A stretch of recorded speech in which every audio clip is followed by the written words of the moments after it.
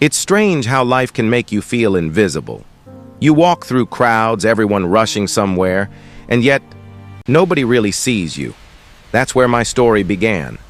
I wasn't rich, I wasn't talented in any obvious way, and I didn't come from a family that people would ever call successful. We were just ordinary. But inside me, there was this whisper, something telling me I was meant for more. As a kid, I used to look up at the night sky and wonder what my purpose was. Everyone said, "Be realistic."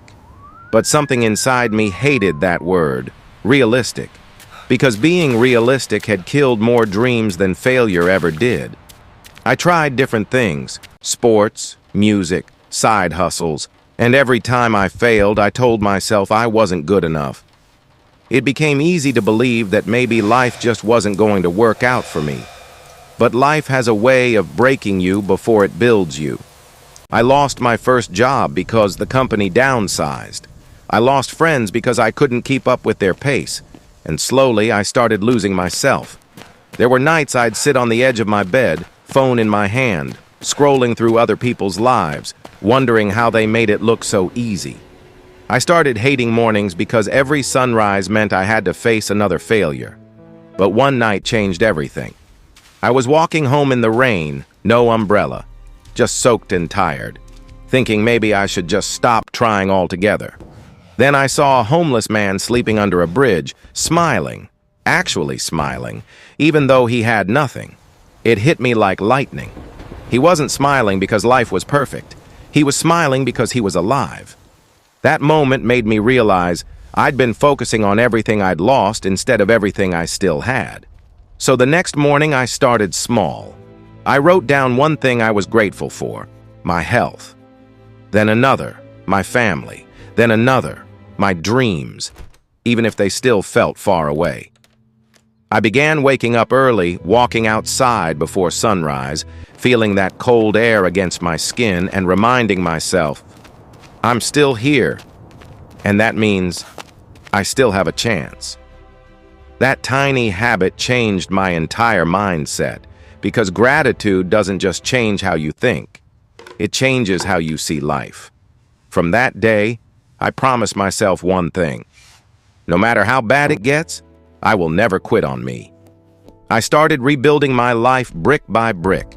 I read books, learned new skills, applied for jobs again, and this time, I stopped chasing perfection. I started chasing progress. And slowly the world began to respond. Not with instant success, but with small signs.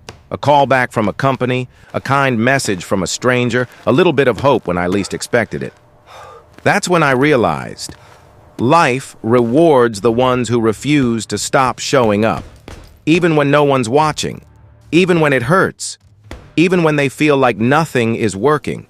Because every time you choose not to quit, you teach the universe that you're serious about your dream. Months turned into years, and my progress was slow, painfully slow. But looking back, I see now that the slow climb was the most important part. It taught me patience. It taught me resilience. And it taught me that good things don't come fast. They come when you're ready to handle them. There were moments I wanted to scream, when everything I'd built seemed to fall apart again. I remember losing a project I worked on for months because of a single mistake.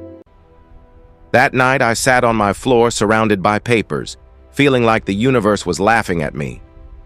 But then, I remembered the promise I made to myself. Never quit on me. So I got up, wiped my tears, and started again. That's the thing about people who make it.